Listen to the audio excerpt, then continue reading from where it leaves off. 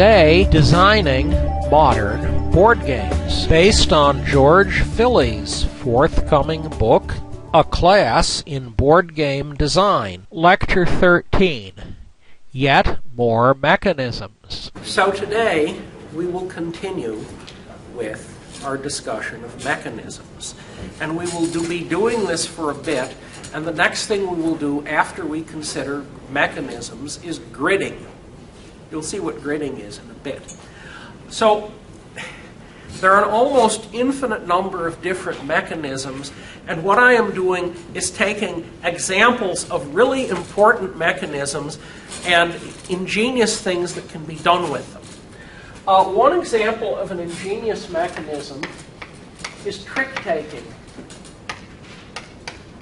And as I believe I have mentioned previously, trick-taking has the technical feature that is fairly challenging. I didn't say impossible, but it's fairly challenging to theme a trick-taking game.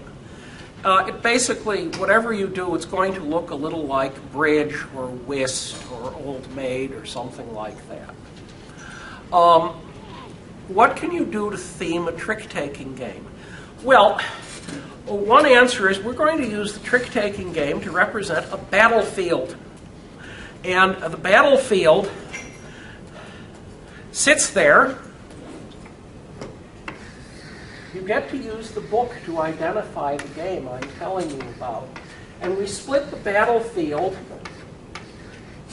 into 3, 6, 9 segments. And we have a funny deck with, 6 suites of cards labeled 1 to 10. And you start playing cards. And you get advantages for 3 of a kind. You get advantages for 3 of a type, or for a pair. You get advantages for 4, 5, 6. There are 3 cards. There are 3 cards each. But how are you actually doing this? And the answer is you have your hand in front of you, and you have some number of cards, and you take turns playing the cards. And you don't have to play them in the same place. And at some point, both sides will have played 3 cards. It's a 3-card hand, not a 5-card hand. It's simplified. Both sides will have played 3-card hands. And when they've done that, you evaluate who has the better hand. And there are rules for doing this. They're sort of like the rules for poker, except if the hands are slightly different. And you look at what you have, and whoever has the better hand wins that little piece of the battlefield. You keep repeating this, and eventually all 9 hands have been filled by both sides, and therefore all 9 sections of the battlefield have been settled. There is some process for dealing with draws, and therefore at the end, since of course you didn't start with a full hand of 60 cards, you started with a hand of 27 cards handed out at random, one side or the other has won. So it's a trick-taking game, but you've inserted a battle on top of it. And it's a little unusual in that all of the hands are visible as they're developed, as opposed to the poker hand, which you're not supposed to see the opponent's poker hands, unless, of course, you're James Bond and cheat. But it's a poker game, sort of. But you actually settle everything all at once. Another alternative, I'll let you look at the rules on this, is Ivanhoe, which, by being somewhat loose on saying it's a trick-taking game, has some fairly significant theming. However, the aside is, if you want to do theming, you should realize that trick-taking games can be hard to theme. I suppose you could be clever about this. You could say, you are Bilbo Baggins. You have wandered into the hall with this character, very unpleasant, and his thing in your pocket, his ring. And instead of playing a riddle game, you are going to play poker. And there are a certain number of hands, and there's a certain penalty, gain or loss from winning or losing in terms of where you are in the cave relative to each other. And if you really lose, you have the problem that not only has the curious character gotten all of the way to the mouth of the cave in front of you, he's stuffed the exit so you can't escape. And we pursue this amusing sort of issue. So, having said, there are ways to theme trick-taking games if you are clever. Those are trick-taking games. There is always turn order.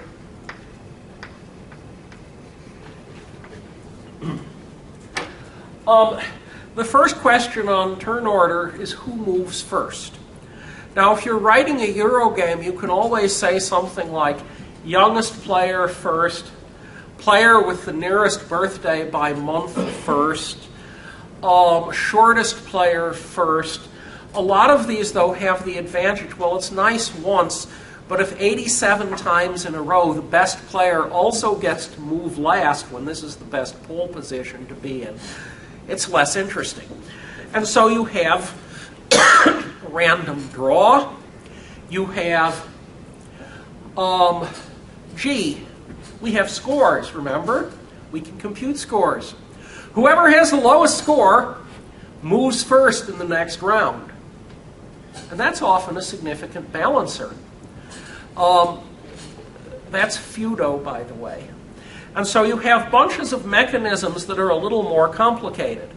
Now, another thing you could do is to say, well, we're going to rotate. You've played Puerto Rico. You've seen a variation on rotation. There are obviously a lot of them.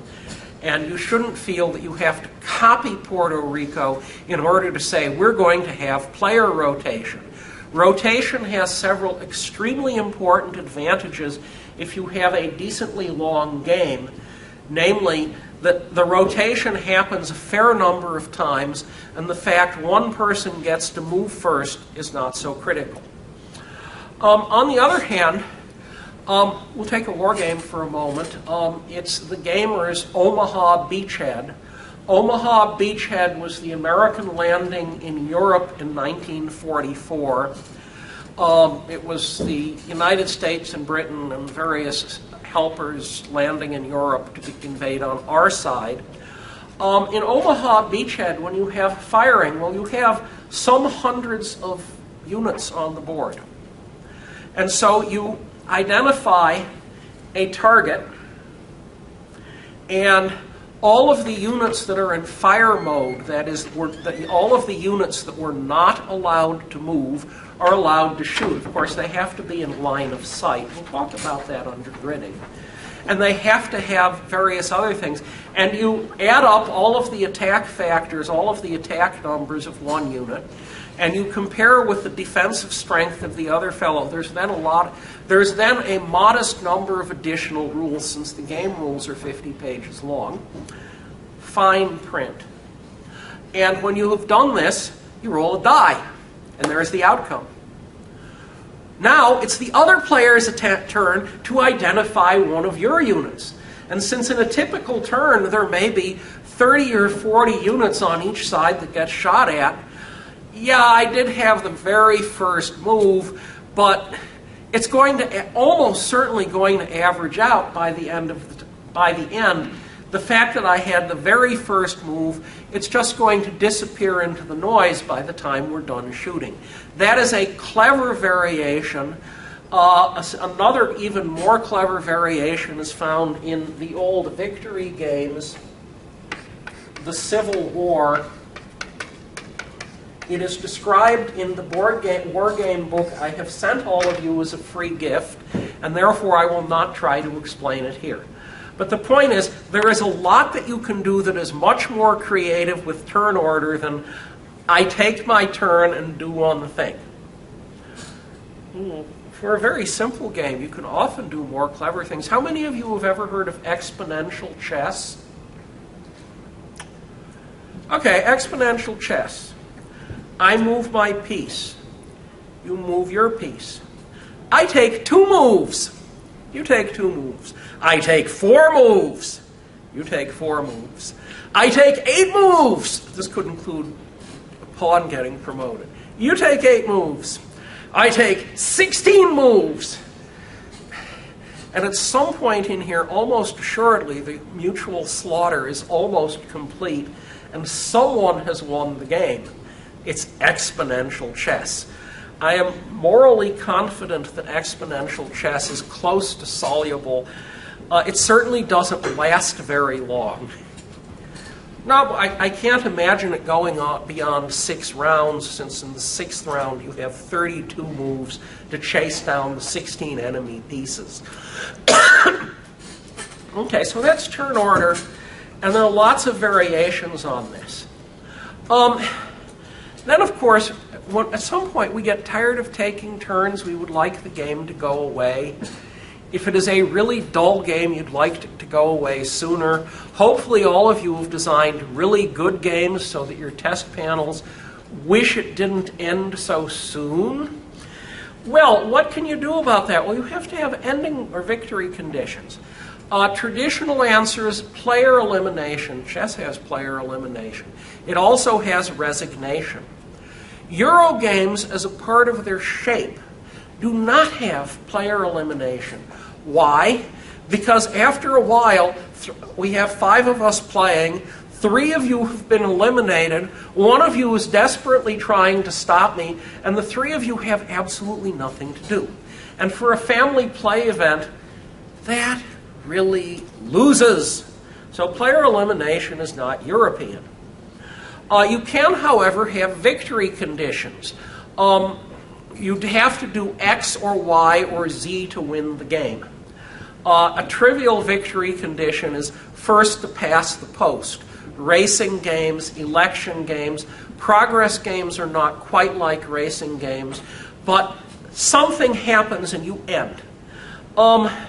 Fixed number of turns, that always works.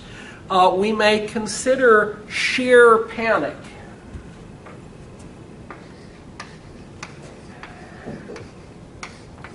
Now, some humorist is going to try a spelling flame on me.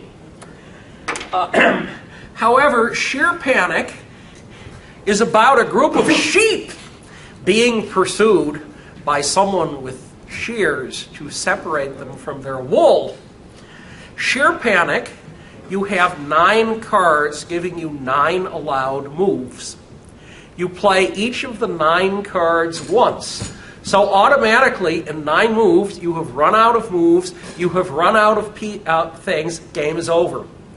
And there are bunches of variation on exhaustion of resources. Well, you all played Carcassonne.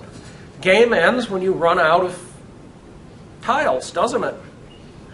Okay, so those are game ending schemes. There are lots of game ending schemes. What else can you do? Well, one possibility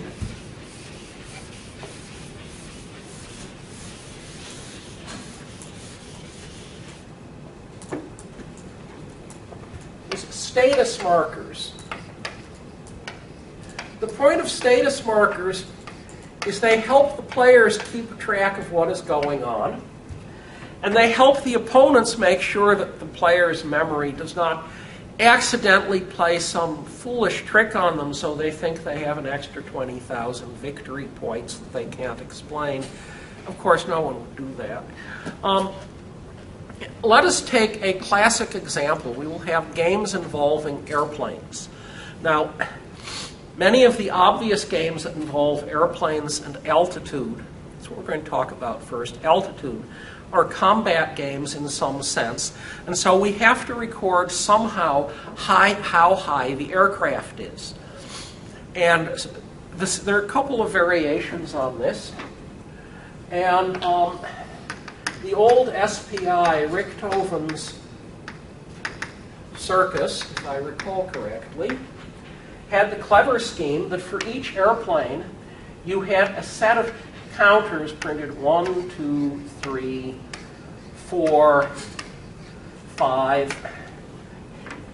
And the little number on the unit counter was the altitude of the aircraft in thousands of feet. And the assumption was a difference of 1,000 feet is significant. A difference of much less than that is, And the counters actually went up to 20, which with World War I aircraft is extremely optimistic. A, they couldn't usually get up that far, and B, the pilots stopped being able to breathe before they got there. 20 is an altitude where most of us would happily fall asleep before we did anything. Nonetheless, of course, this means you need 20 counters for every airplane, but there were more than 4 or 6 aircraft in an air battle, so this was no big deal. Another choice, Sopwith. No, it did not come on the cover with a picture of a flying dog house. There would have been all sorts of copyright issues. Nonetheless, Sopwith came with a control panel. And the control panel actually had an altimeter which you could reset. We'll skip the details of how it was done. This is a case where cardboard technology is very clever because you have example, not necessarily this one. You have a flat backing. You have a pin that comes through the backing like a brass paper clip. You have a circular wheel which is held fairly firmly down, and when you change the altitude, you rotate the disc. And if you make the disc of fairly solid cardboard, it will actually not flop around. And so you have an altimeter. It works. Choice number 3, altitude markers. And the notion of the altitude marker is that I have my airplane counter. It's a pretty beautiful picture of an airplane on it. And I just put on top of it a little counter labeled 1, 2, 3, 4, 5. It's exactly like these, except I may need fewer 1, 2, 3, 4, 5s, if I'm lucky. So, those are ways of doing this. Of course, you can do things. We're going to say we have aircraft. We're going to be a little more clever. So you ask, what describes what an airplane is doing? Well, there's altitude. That's actually important. Speed. Heading. That's which way you're going with respect to the ground, north, south, east, west. Then there are 3 angles that describe how the airplane is tilted. So the first description, which is pitch, this is the airplane. It is headed towards you. Pitch is nose down, nose up. Then there is roll, left, right. And finally, there is yaw, which is rotation around this axis. World War I aircraft that tried doing this had a serious problem. They lost all lift because one of the wings was going backwards, and they tended to head groundwards as if they were in free fall. Unless you really knew what you were doing, it was very hard to pull out of what is called a flat spin with negative consequences.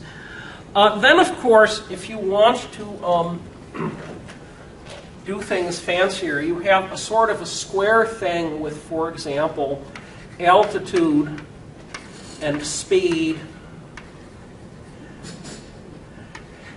And there is this liney area like this, and the liney area is called the do not exceed limit. The do not exceed limit is significantly more serious than the red line limit. The do not exceed limit is about the point at which the airplane will go one way and the control surfaces will pursue independent, liberated courses. The extreme example of a game doing this was Spi Air War. The first Air War scenario, your objective is to fly in a circle and get back to your starting point. Same altitude, same speed, same heading.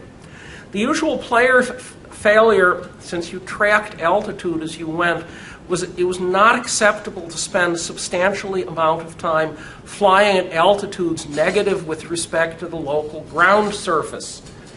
And this was actually not trivial to avoid. Okay, how about restricted movement. And I've sort of touched on a bunch of examples of restricted movement already. The basic notion of restricted movement is that you aren't allowed to do absolutely everything at the same time. You have to choose what you're doing and respect some amount of limit on that. For example, if I am playing in original Dungeons & Dragons and I'm a 5th level magic user, it might be really convenient, given the army of orcs that is coming at us, if on this turn I throw 87 fireball spells at the enemy, carefully spaced, but I'm only allowed to throw 1 spell a turn. Sorry, can't do more than that. That's restricted movement. Restricted movement forces you to make choices. Restricted movement makes choice, limited action, a resource. As Napoleon said, ask me for anything except time.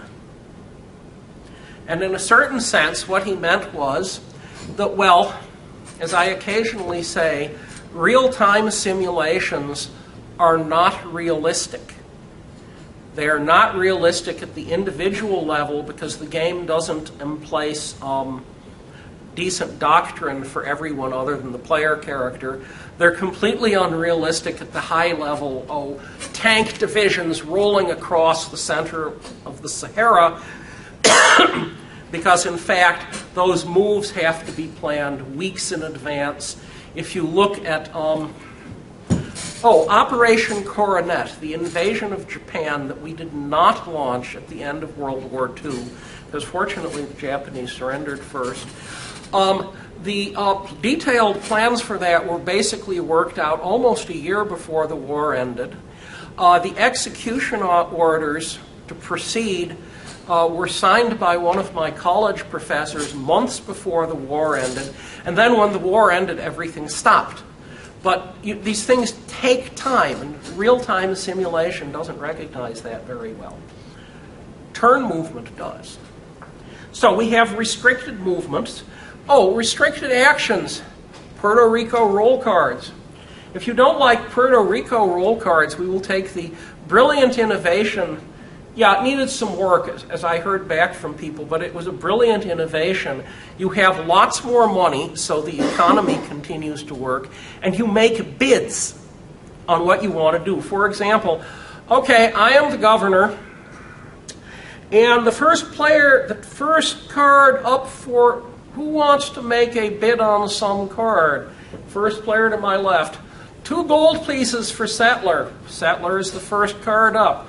Who wants more for settler? 2. Who wants 3? Who wants 4? You notice I am selling all of the rolls. Oh yes, I do get to keep the money. I'm governor. That's how things work in economies like this. And besides, eventually each of you will be governor and get to loot the economy the same way. That was how that part of the world, not actual Puerto Rico, the Spanish had half-decent government, but certain parts of the world with misfortunate colonial rules worked. If you do not know how misfortunate colonial rule can get, look up the Belgian Congo under the personal rule of King Leopold. It is as horrible as anything you will have heard about World War II, or worse. In any event, having said this, restricted actions, there is a board game, Doom. You will correctly infer the game is called Doom, the board game. And it's based on a certain computer game. And there are restricted actions. In essence, you get to take a marine move. You have to move a demon too. And then there is the extremely ingenious daimyo.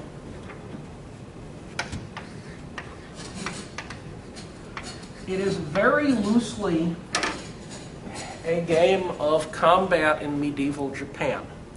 It has a few unusual features. For example, there are action cards. It's based on actions that you can take on the map. And some of them let you move pieces. And some of you let you move the terrain. And the map parts move with respect to each other. That's very clever. But there is one ingenious addition. I take a move with the stupendously powerful card. What do I now do with the card? I hand it to my opponent. Now it's his to use when he wants to. Isn't that clever? It's certainly a game balance. Yeah, there is no luck of the draw at this point, because if I do something, my opponent automatically gets to do it too. Very, very clever. I am not going to say very much about stochastic encounters. I've sort of talked about it a bit. Stochastic is a fancy word that almost but not quite means random.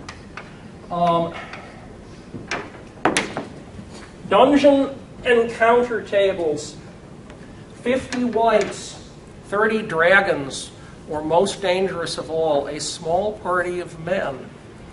Yes, in any event, encounter tables, it's random. That's what stochastic events are. They put in things that you could not reasonably predict and have to be prepared to cope with.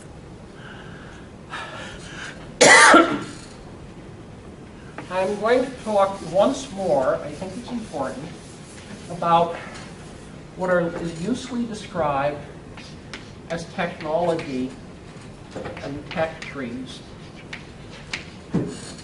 And the basic idea of technology and tech trees is the player has certain options. I could say moves, but it doesn't have to be moves. The player has something they're allowed to do. And as a result of taking some actions, what is usually called research, they gain, or expending resources, or sacrificing bulls to Phoebus Apollo, whatever, as a result of whatever is game appropriate, you gain the use of additional actions. If you are playing Dungeons and Dragons, there are what are called levels. Readers should recall that in the original rules, the wording was such famous event description. We knew we had reached the 5th level of the dungeon when our mages gained the ability to throw fireballs, which is a 3rd level spell, which can be cast by a 5th level magician. If you think about this, the word level has just been conflated several abnormal ways, but that was a possible, I guess, interpretation. In any event, the notion is you start off with sleep or something, and perhaps you have illusion, and perhaps you have lightning bolt, which is more impressive if you recall in the original rules that 1 scale inch is equal to 10 feet, and therefore a lightning bolt blows a 10-foot diameter hole in things of some depth. That's technical progress. Now, technical progress is actually realistic. Let's consider the advances in what could loosely be described as digital and radio communication. And so we start off with the telegraph, and we advance to Marconi, and Marconi gives us a device known as the coherer. How many of you have ever heard of a coherer, Hands? It is an incredible steampunk contraption. I'll come back to it. And then after a while, you get to triodes and pentodes. These are vacuum tubes, things you don't see much anymore, and transistors. And finally, you get to integrated circuits. Now, if you are in some really misfortunate remote part of the world, assuming you have heard of electricity and magnetism, even if your hottest physicist would have trouble teaching American high school physics, you can probably cobble together a telegraph, because it's a battery, some long insulated wires, a magnet, you close a switch, and at the far end, the current drives the magnet, and the bell rings. But if we are in this mess, it might not occur to us that the next thing we should do is launch research into coherer technology. Oh, I should tell you what a coherer is. Antenna, tuned radio circuit. So you get an electrical current in the radio circuit. If you get a signal incoming at exactly the right frequency, this is exactly how your current radio works. However, the next step is a sealed tube, glass, mostly filled with a very fine metallic powder. And when the radio signal goes through the very fine metallic powder, it changes slightly the surface chemistry at some of the edges because there's a current. It does electrochemistry. And now we attach this to a device which I won't say more about, known as a Wheatstone bridge, which is very good at measuring very, very small changes in electrical resistance if it's properly set up. And when it does this, it amplifies the change in the sense you get a big current here. And one of the things the big current does is to sound a bell which shakes the tube and breaks all the connections. Does this not sound like a highly appropriate steampunk invention that no one in their right mind in this century would use? Well, it is. And if you were developing technology, the notion you have to go through all of the same steps is not very good. On the other hand, if someone said we should leap immediately to integrated circuits, you should realize that basically what you're going to do is write a letter to World Pirate Technologies and dear sirs, come to our country and exploit our workers, and in exchange you will make integrated circuits for us as well as your own purposes. And we really won't learn anything except how to run a clean room.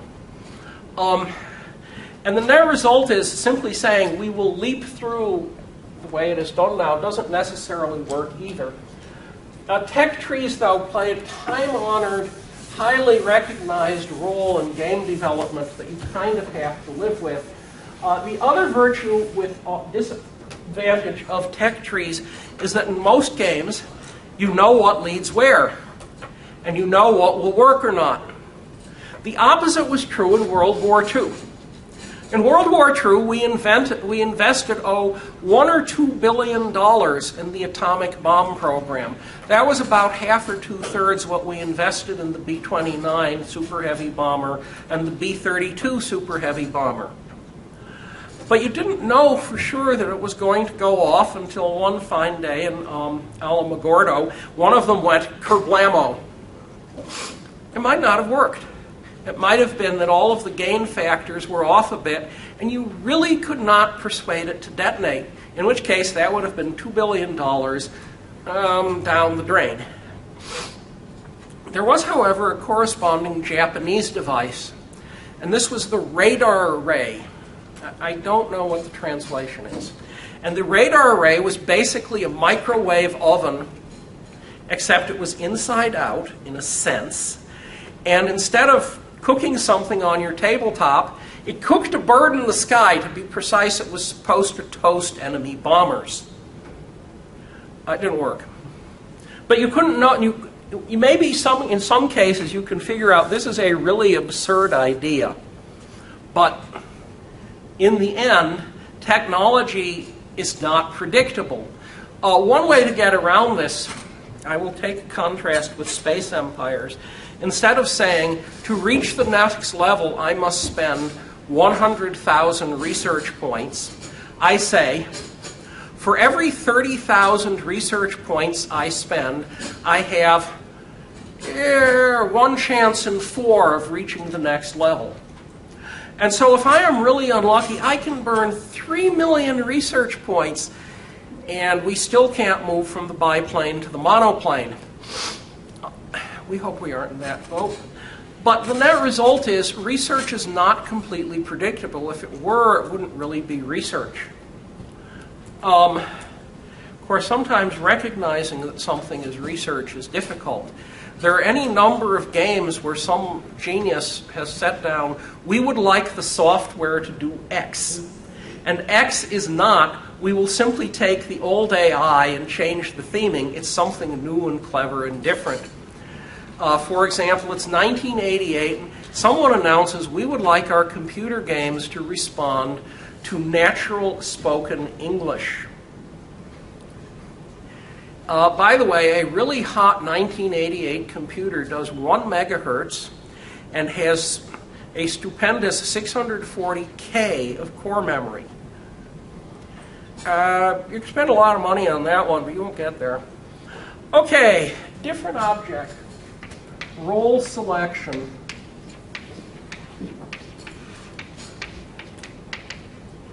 famous example of role selection is Talisman. It is you march in a circle around the board. It's sort of like Monopoly. And you pick up strength weapons or magic or something like that.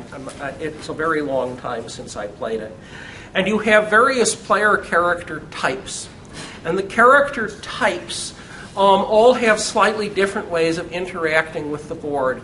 For example, if I am the player type A, after I've made my move, I can always choose to move one more or less space, but I don't get to pick up any magic or fancy goods. And there are bunches of choices like this. And the character types are all different.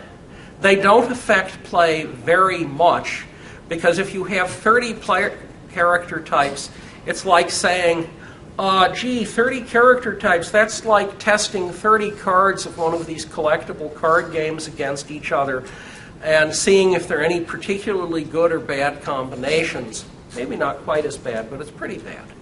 So you have character types and such not, and you advance through it. Okay, what else can we do with role selection? Well, the old Avalon Hill game, B-17, which was actually a solitaire game, had the feature that you played the game, and if you survived your mission, the crew became more skillful at A or B or C and D, and their chances of surviving through 50 missions as opposed to visiting a German prisoner of war camp went up. The truth of the matter is the difference in survival rate from first mission to last was disappointingly small, but it's a game. And so you have character improvement, you fly a lot of missions. It's sort of like any other first-person shooter, except if you say it's first person, the first person is not one of the human beings, it's the B-17. And the B-17 has crew that come and go, but unless the B-17 gets shot out of the sky, the B-17 is sort of the character that is advancing. Now, the game Hunter does give you an option of hiring characters of a certain sort. Some of you will find interesting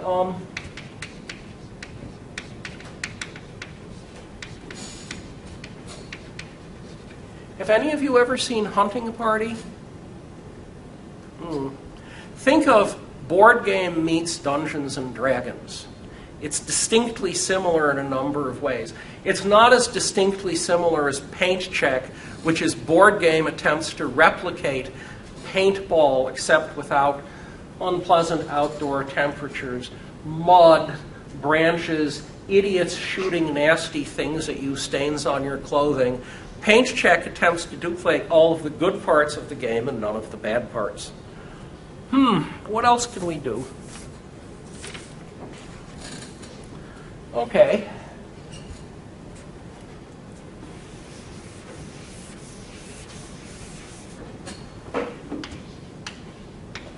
Special events.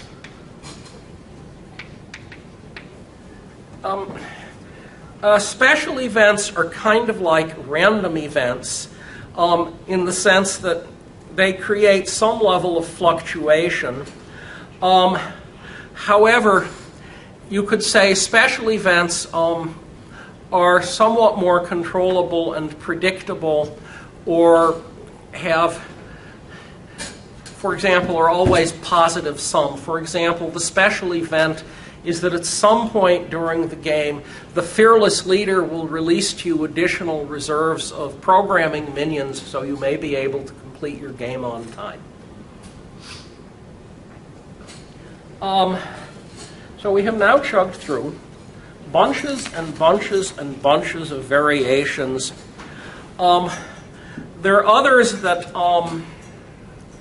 what else could we talk about? There is always the classic bribe the referee. That is usually not a mechanism in the game itself, but it's been known to happen. There is always the question of Suppose one player gets ahead, and one outcome is slippery slope. The person who runs faster will gradually get further and further ahead of the pack and will eventually win. On the other hand, if you are doing bicycle racing, there is a slipstreaming technique, and the basic issue is that the person who is actually going to win is parked slightly behind the lead. And the lead is one of his teammates who pumps very, very hard, but this is the person who is directly in the wind. And because they're the person directly in the wind, they are creating an air current for you, so you don't have to pump as hard in order to win. And in traditional European bike races, coordinating this sort of slipstreaming effort is important. Well, you can do it in games too. Common enemy.